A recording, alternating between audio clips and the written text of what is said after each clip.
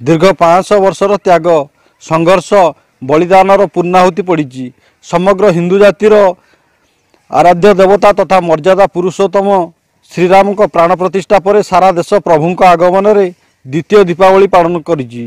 अयोध्या प्रभु रामलाला भव्य प्राण प्रतिष्ठा अवसर में केन्दुझर जिला मध्य उत्सव मुखर हो उठिला। समस्त तुंडरे खाली राम नाम प्रकम्पित हो उठुला। विशेषकर श्री हनुमान मंदिर और श्रीराम मंदिर और श्री जगन्नाथ मंदिर में भक्त मानकर नाही नथिबा भिड़ देखा मिलता।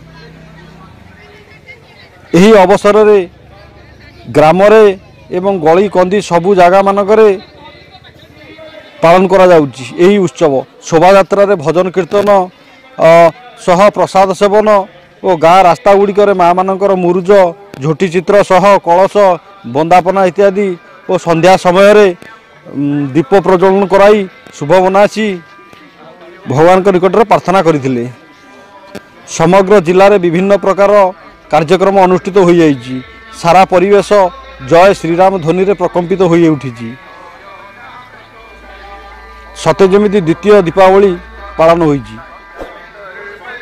केन्दुझर गुरुचरण सेनापति का रिपोर्ट ओडिशा ट्रेंड।